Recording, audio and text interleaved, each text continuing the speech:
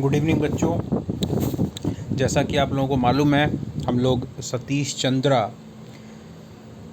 की medieval Indian history follow कर रहे हैं और अभी तक हम लोगों नॉर्दर्न एम्पायर्स के बारे में हम लोगों ने कुछ समझने की कोशिश की थी। अब मैंने 31 और 32 डिफरेंट पार्ट्स, छोटे छोटे पार्ट्स बना करके यूट्यूब पे अपलोड किए हैं बच्चों आप लोगों के लिए। और अब हम लोग साउथ इंडिया के बारे में पढ़ रहे थे, जिसमें हम लोग चोला रूलर्स के, चोला एम्पायर के बारे में पढ़ रहे थे और चोल वंश के जो दो महान शासक हुए हैं, राजराजा और राजेंद्र प्रथम, इनके बारे में हम लोग अभी थोड़ा सा समझने की कोशिश करेंगे। राजराजा और उसका बेटा राजेंद्र प्रथम दोनों एक के बाद एक राजा बने। राजराजा ने चेर राजाओं को काफ़ी नुकसान पहुंचाया और उनकी जो नौसेना है उसको काफ़ी नुकसान पहुंचाया। उसने मदुरई पर कब्जा कर लिया। पांड्य वंश के राजा जो थे उनसे मदुरई छीन ली। इसके अलावा उन लोगों ने श्रीलंका पर भी आक्रमण किया और श्रीलंका का जो उत्तरी भाग है उस पर अपना कब्जा किया। These moves were partly motivated by his desire to bring the trade। और ये जो उसने जो भी आक्रमण किए या कब्जे किए, वो मुख्य रूप से उसकी जो एक इच्छा थी कि वो दक्षिण पूर्वी एशियाई देशों के साथ जो व्यापार होता है उस पर वो अपना एकाधिकार स्थापित कर सके, ऐसा उसका उद्देश्य जान पड़ता था। The Coromandel coast and Malabar were the centers for India's trade with the countries of Southeast Asia.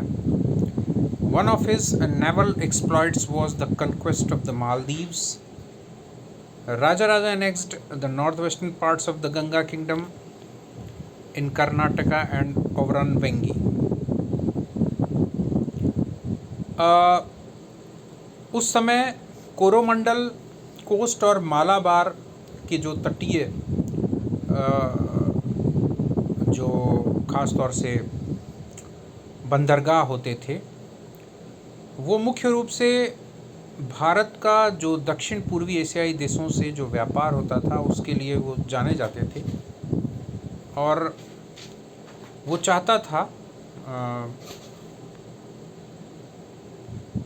Rajaraja कि वो उस पूरे इलाके पे अपना कब्जा बना सके, ताकि जो भी दक्षिण पूर्वी एशियाई देशों से व्यापार होता है उस पर उसका एकाधिकार हो सके। उसने मालदीव को भी अपने कब्जे में ले लिया। इसके अलावा उसने कर्नाटक का जो गंगा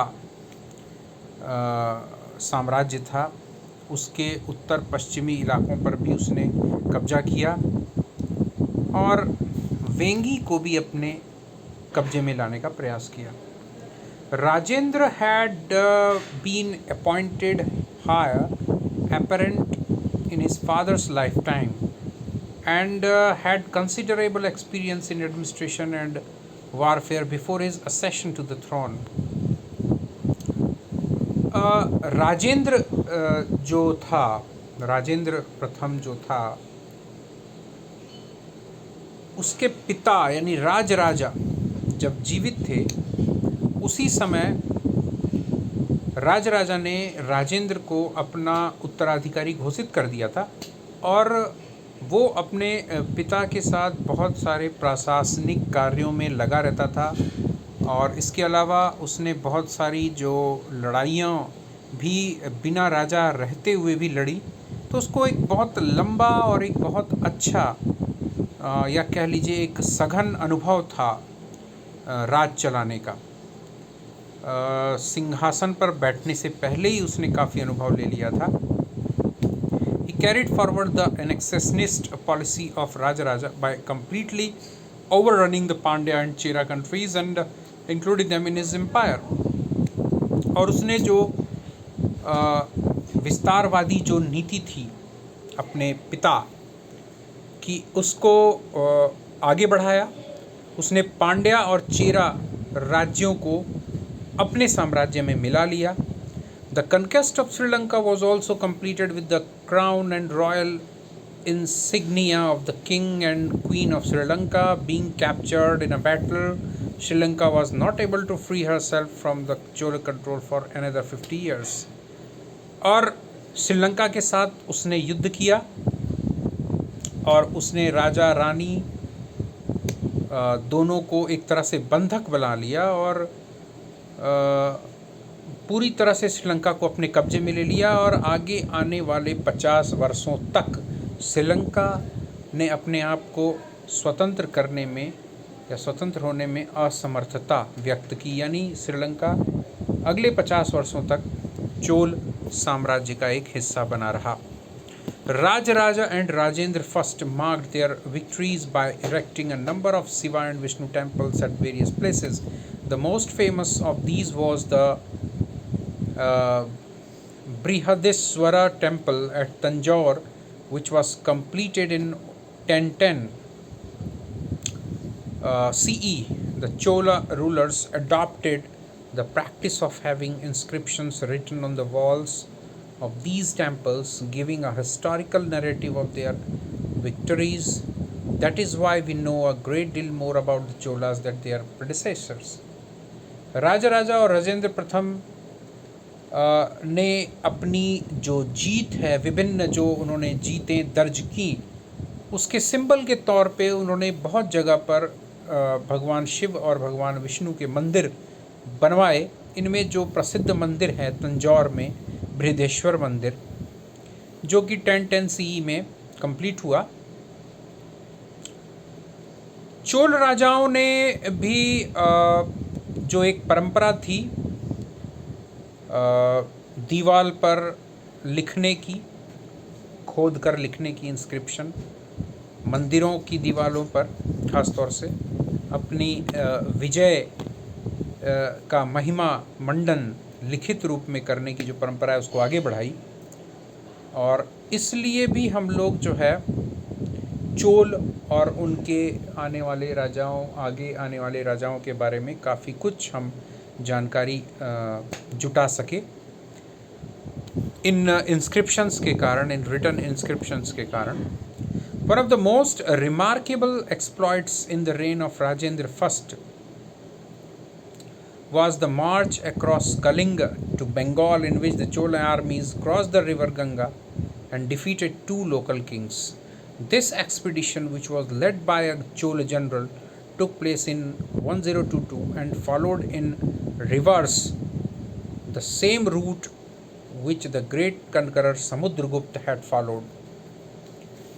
और एक सबसे उल्लेखनीय जो बात थी राजेंद्र प्रथम के राज में, शासनकाल में, वो ये कि उसने कलिंग पर, कलिंग यानी आप आसाम मान लीजिए, कलिंग पर आक्रमण किया बंगाल होते हुए, जिसमें कि उसने नदियों को पार किया, खास तौर से गंगा नदी को पार किया और 2 स्थानीय राजाओं को उसने शिकस्त भी दी।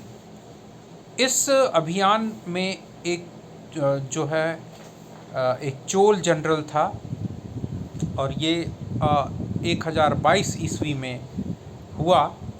बाद में इसी रूट को महान, जिसको कि नेपोलियन ऑफ इंडिया कहा जाता है, समुद्रगुप्त, उसने इस रूट को फॉलो किया था। To commemorate this occasion Rajendra first assumed the title of Gangai Konda Chola, the Chola who conquered the Ganga. और इस एक्सपीडिशन के बाद राजेंद्र फर्स्ट ने अपने नाम के आगे एक टाइटल लगाया, गंगई कोंड चोला, यानी एक ऐसा चोल राजा जिसने गंगा नदी पर कब्जा किया या उसको भी पार किया। He built a new capital near the mouth of the Kaveri river and called it Gangai Kond Cholapuram, the city of Chola who conquered the Ganga। और उसने एक नई राजधानी बनाई कावेरी नदी के किनारे, जिसका नाम उसने गंगई कोंड चोलापुरम रखा। बच्चों, आज का वीडियो यहीं तक, और फिर हम लोग कल आगे चोल राजाओं के बारे में और बहुत कुछ पढ़ना चाहेंगे, काफ़ी इंटरेस्टिंग है। तब तक के लिए बच्चों, गुड नाइट।